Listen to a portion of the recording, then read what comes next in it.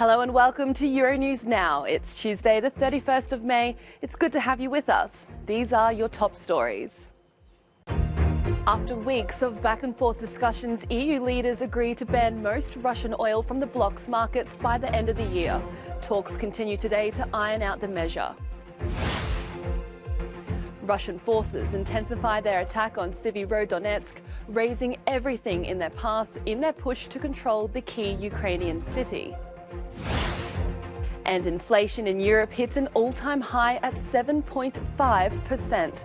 From sunflower oil to gas, Europeans everywhere are feeling the pinch in more ways than one.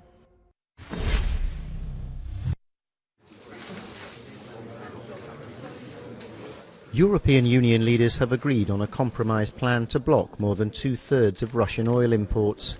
It came after late-night talks at a summit focused on helping Ukraine. The watered-down embargo covers only Russian oil brought in by sea, allowing a temporary exemption for imports delivered by pipeline. EU Council President Charles Michel announced the deal on social media, saying it will cut a huge source of financing for Russia's war machine. To be very clear, this means that there's an immediate impact of 75% of Russian oil being affected by this measure, and that means that before the end of the year, almost 90% of imported Russian oil at the European level will be affected. Other elements in the package are also important. It's the de-swifting of the spare bank. There's a ban on insurance and reinsurance of Russian ships by EU companies. A ban on providing Russian companies with a whole range of business services, and very important, the suspension of broadcasting in the European Union of 3 further Russian state outlets.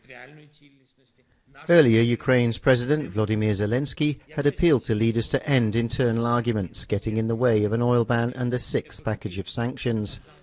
Hungarian Prime Minister Viktor Orbán had been blocking a total ban since his landlocked country gets more than 60% of oil from Russia via the Soviet-era Druzhba pipeline. This is a 2-day summit, and despite the lateness of the talks, EU leaders will return to look at other Ukraine-linked issues such as food security.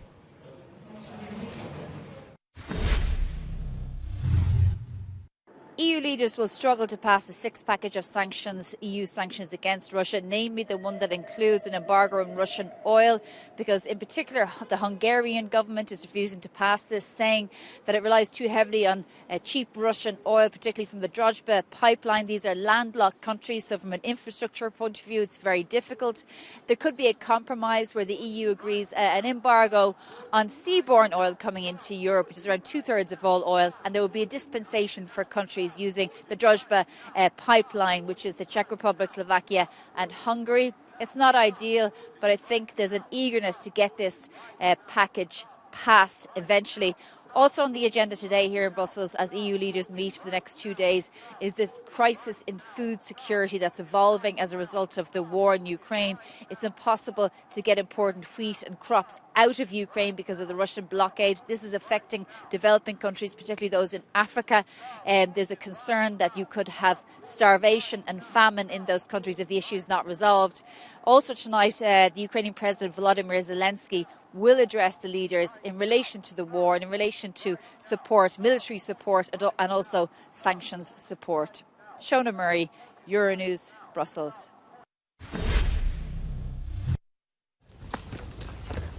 Russian tanks and troops are said to have pushed further into the key Ukrainian city of Donetsk. It's triggered street-by-street fighting as the Kremlin's forces continue to grind forwards in the east of the country. Russian state aired this footage of the city, claiming it was almost under the control of separatists. Witnesses said Russian tanks were advancing towards the centre of the city, one blast at a time, razing everything in their path that remains after intense shelling. The city's mayor had said it was in ruins and tens of thousands of people have been driven from their homes.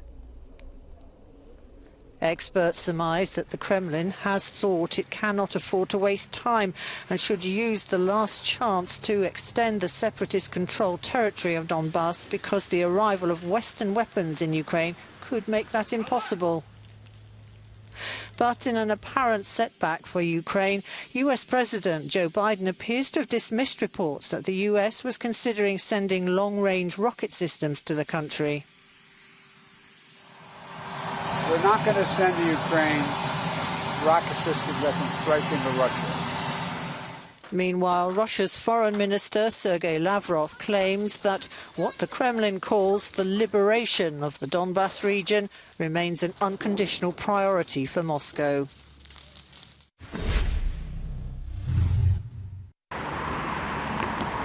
Inflation is continuing to soar across Europe, including in the leading economies. Germany's annual rate hit 7.9% in May, according to official figures, the country's highest level in almost 50 years. The main culprit is energy prices that have risen by 38% year on year. But the Federal Office of Statistics says food prices in the Eurozone's largest economy are also up by 11.1%. The office also says Germany's earnings are down by 1.8% in real terms compared to a year ago. The latest report from the International Labour Organization says people are being hit by multiple new and interconnected global crises. As well as inflation, they include supply issues, financial turbulence and the war in Ukraine, all of which is hitting people's pockets hard. We talk about the need to protect, as you would expect, the most vulnerable, those in most difficulty, the need for social protection to be factored into the way governments are responding. We're arguing for dialogue, bringing together governments, employers and workers to find acceptable solutions in situations which are undoubtedly very difficult, that adds to the legitimacy and acceptability of solutions. And the bad news is there's little sign of the situation improving anytime soon. In fact, the ILO says things could deteriorate further in the coming months, increasing the gap between the rich and the poorer nations. The ILO says it's seeing a continuation of what it calls the great divergence in recovery trajectories between different income groups, and that, says the organisation, is something that should concern us all.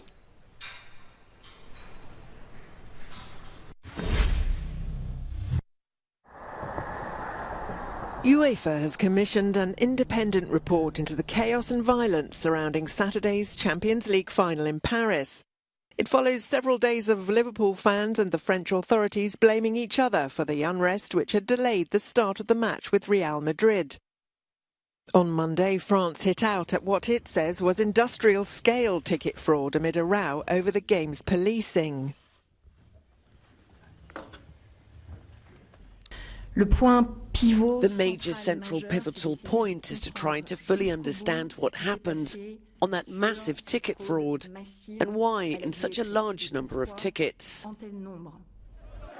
But Liverpool fans, including a local MP who was at the game, blame the police and lack of UEFA staff.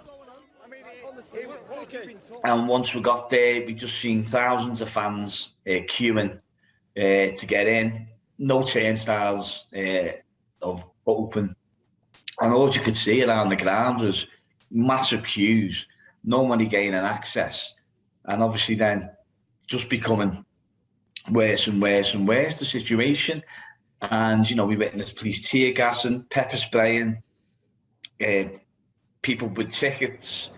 Between 30,000 and 40,000 British fans went to the stadium with fake tickets. But Real Madrid supporters who only allowed the sale of electronic tickets appear not to have had any problem.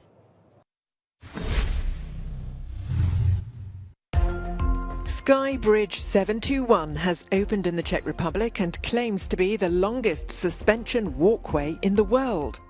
The pedestrian path stretches 721 metres between two mountain peaks and reaches 95 metres above ground at its highest point. The record was previously held by a similar design in Portugal. The World Health Organization is calling for immediate action on World No Tobacco Day, urging everyone to commit to quit. While links between smoking and cancer are well known, killing 8 million people worldwide each year, tobacco production is also bad for the environment through the use of pesticides and deforestation. The industry also creates 84 tons of CO2. You can stay up to date on these stories and more on our website at euronews.com, and don't forget to follow us on social media.